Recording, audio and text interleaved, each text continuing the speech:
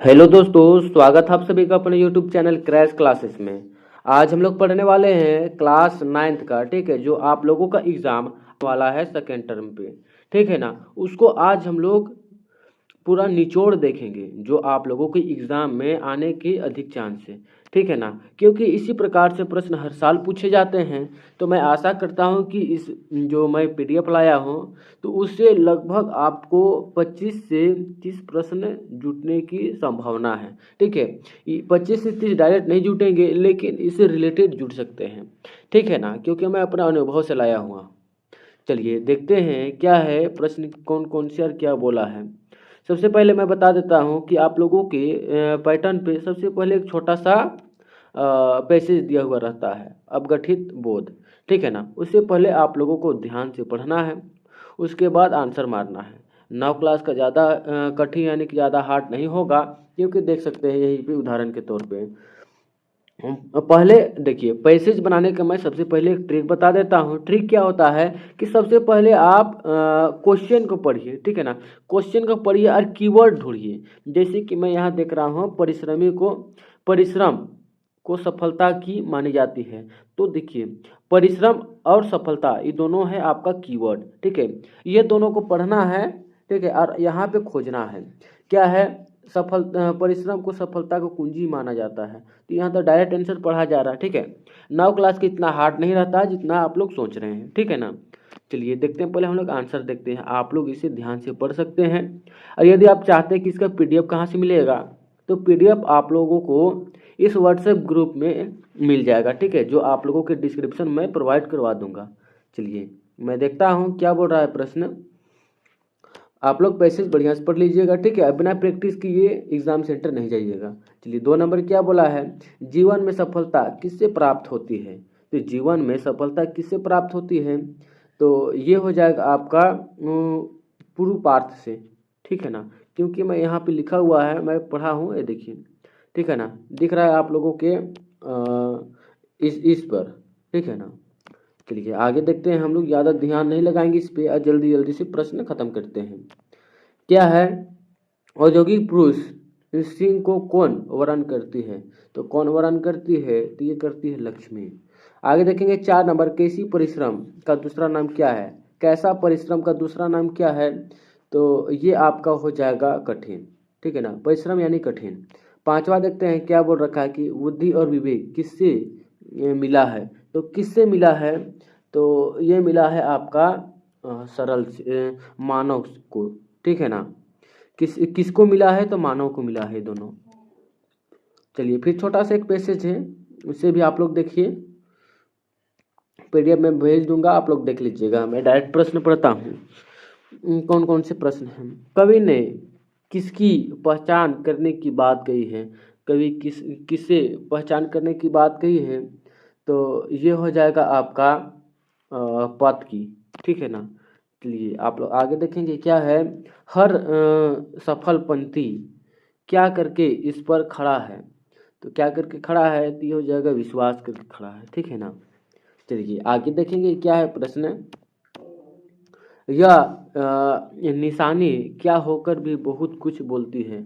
तो क्या होकर भी बहुत कुछ बोलती है, तो मुख होकर भी बहुत कुछ बोलती है, ठीक है ना। चलिए देखेंगे 9 नंबर प्रश्न में क्या बोल रखा है कि जो शब्द या शब्दांश की किसी मूल शब्द के पहले जुड़कर उसके अर्थ को परिवर्तित कर दे उसे क्या कहते हैं। देखिए यहाँ पे मैं 2 शब्द पकड़ता हूँ, क्या है, शब्द से पहले और शब्द के बाद। शब्द से पहले बोले तो उपसर्ग, ठीक है ना। क्या है, शब्द से पहले बोले तो उपसर्ग, और यदि शब्द के बाद बोल देता बाद, तो क्या हो जाता, प्रत्यय हो जाता, ठीक है ना। यहाँ पे 2 प्रश्न क्लियर हो गए। आगे देखेंगे क्या है, उपयंश। उपयंश में कौन सा उपसर्ग है, तो उपयंश में कौन सा उपसर्ग हो जाएगा, तो यह उपसर्ग हो जाएगा उप, ठीक है ना। चलिए आगे देखेंगे 11 नंबर प्रश्न क्या बोल रखा है कि आचार शब्द में अति उपसर्ग जोड़ने का नया शब्द बनेगा। तो आचार शब्द में अति उपसर्ग जोड़ेंगे तो कौन सा नया शब्द बनेगा, तो ये बनने का चांस है आपका अत्याचार, ठीक है ना। क्योंकि अति जो है पहले जोड़ रहे हैं, उपसर्ग जोड़ रहे हैं।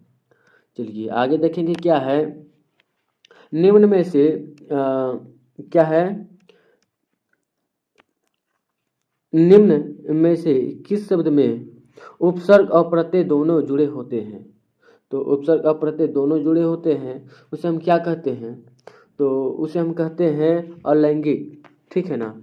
चलिए आगे देखेंगे क्या बोल रखा है कि शब्द के अंत में जुड़ने वाले शब्दांश डैश कहलाते हैं। तो क्या कहलाते हैं, अंत में प्रत्यय जुड़ता है, ठीक है ना।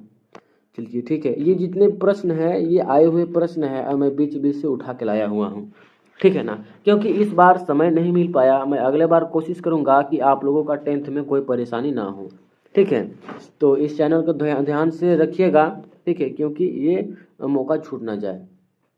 आगे देखेंगे क्या है, वैज्ञानिक शब्द में किस प्रत्यय का प्रयोग हुआ है। किस प्रत्यय का प्रयोग हुआ है, तो ये हो जाएगा आपका ईक, ठीक है ना, क्योंकि प्रत्यय बोला है मतलब बाद में लगे हुआ है। चलिए ठीक है, आगे देखते हैं क्या है, निम्न में कौन आवाट प्रत्यय का उदाहरण नहीं है। आवाट क्या है, आवाट प्रत्यय का उदाहरण नहीं है, तो कौन नहीं है, तो आवाट आवाट आवाट इसमें लगा हुआ है, लेकिन राहट इसमें लगा हुआ है, ठीक है, यानी कि ऑप्शन नंबर सी हो जाएगा। चलिए आगे देखेंगे क्या है, 16 नंबर प्रश्न, परिश्रमी लड़की परीक्षा में सफल होते हैं, रचना के आधार पर वाक्य के भेद बताएं। तो रचना के आधार पर वाक्य के भेद क्या हो जाएंगे, तो ये हो जाएंगे आपके सरल, ठीक है ना। वाक्य भी 3 प्रकार के होते हैं, कौन कौन से पूछा, तो एक होता है सरल, मिश्र, संयुक्त और मिश्र, ठीक है। संयुक्त पहचानने का बहुत ही आसान तरीका क्या है, बीच में और लगा हुआ रहता है और, ठीक है, तो समझ जाना है कि ये संयुक्त वाक्य है। चलिए आगे देखेंगे क्या है, हर मनुष्य में डैश गुण होने चाहिए, मानव का विशेषण बनाकर रिक्त स्थान की पूर्ति करें। तो क्या हो जाएगा इसका आंसर, ये हो जाएगा आपका मानवीय, ठीक है ना।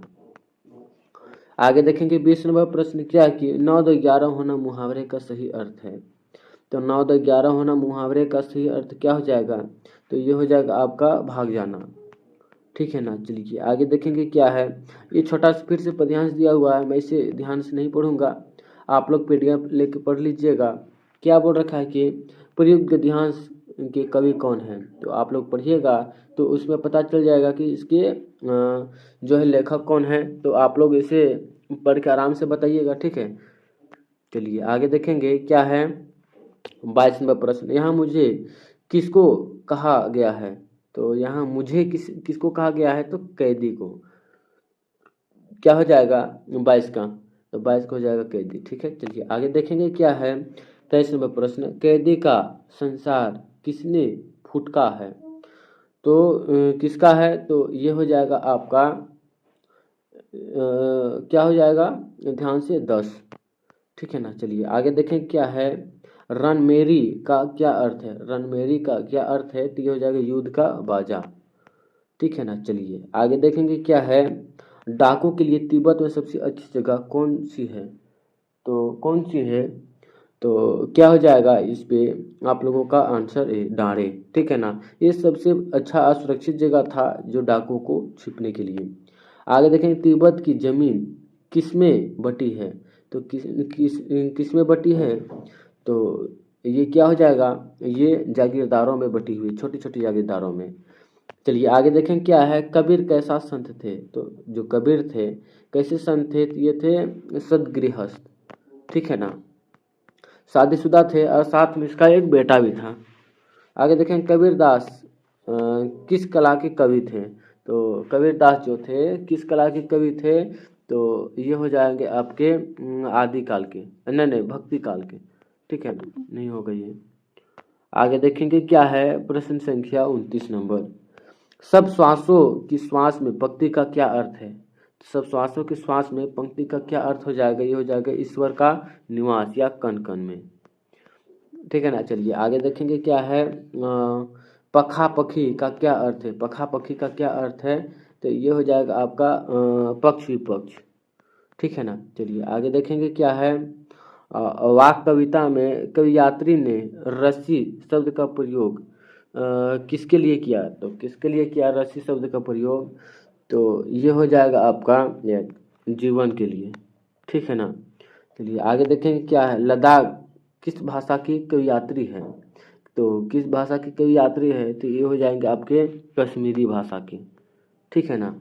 चलिए आगे देखेंगे क्या है। साधु जन सोने के कलश की निदा कब करते हैं, तो इसका आंसर क्या हो जाएगा 4, जब उसमें मदिरा भरी हो, ठीक है ना। चलिए आगे देखेंगे क्या है। नाना साहब की पुत्री का नाम था, तो नाना साहब की जो पुत्री का क्या नाम था, उसका नाम उमा था। चलिए आगे देखेंगे क्या है।